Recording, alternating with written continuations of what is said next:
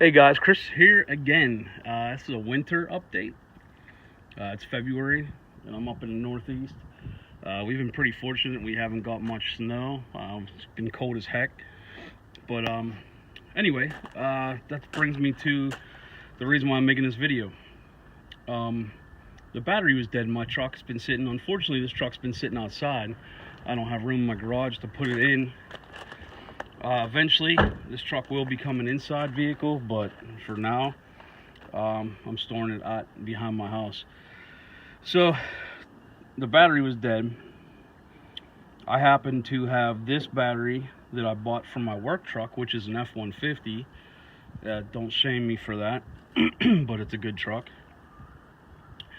And when the battery went dead in that, over the summer, I went to the auto parts store and they didn't have one that fit, and I didn't want to buy a junk battery, so I bought one of these red tops. So some people like them, some people don't like them.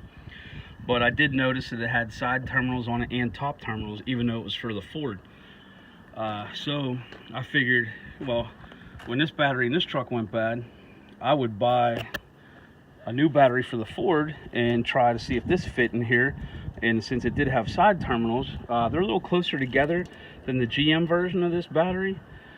They're spread further apart, at least they look like it in the photo. So I put this in here yesterday. It fits in the hold down, and the side terminals mount on there.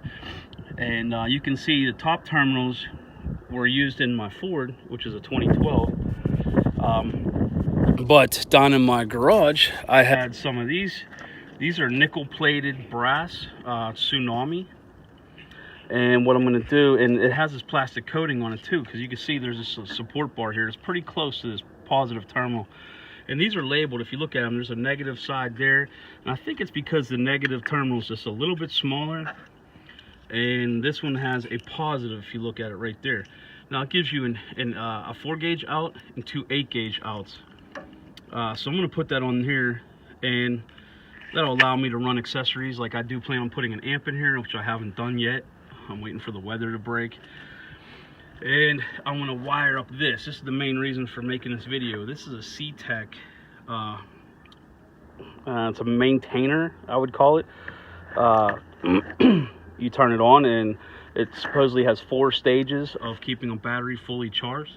So my question is, and I'm hoping somebody can give me some insight on this, you know, do I want to run this, mount this inside the truck, like say here, you know, and then just run an extension cord from my shed over to, you know, run this, say, between the wheel well?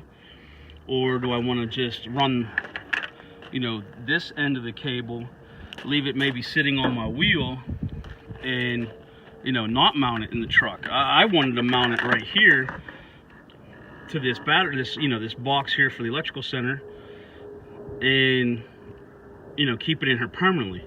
Yes, it may add a little bit of ounces, you know, this isn't a race truck or anything like that, but it's the only real place I could find to mount it. I don't want it getting, you know, extremely weathered or ruined. It was like 60 bucks on Amazon, so I wanted to give a review of that. I read all the reviews, and the reviews were good. I have other battery maintainers, battery tender. I have the Optima version. The Optima one hangs on the wall in the garage. I use it for my bike. So I wanted something small that I could mount in here. This is a little bit bigger than I thought it was. You can see my hand here. It's like, you know, I don't know, it's like the size of a banana, maybe, you know. It's about 7-8 inches long. Yeah. But anyway, I'll probably end up cutting this cord off here, cutting this off and running these right underneath one of these spots for the 8-gauge wire, and terminating it and leaving it in the truck. Not this end, the other end that came with this. So I'm not going to cut this end off. I'll cut the it came with either alligator clips to clip on the battery, or it came with these little ring terminals to mount on here. But I like these, and I want to use these, so I think that's the way I'm going to go. Hopefully some of you guys watch this and have some suggestions if anybody's done it before. give me some feedback before I do it.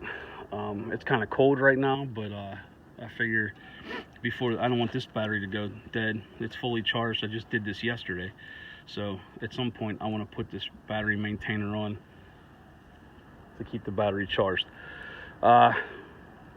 Please like this video, subscribe to my channel, and so I can keep making more videos and buying more stuff. Thanks, guys.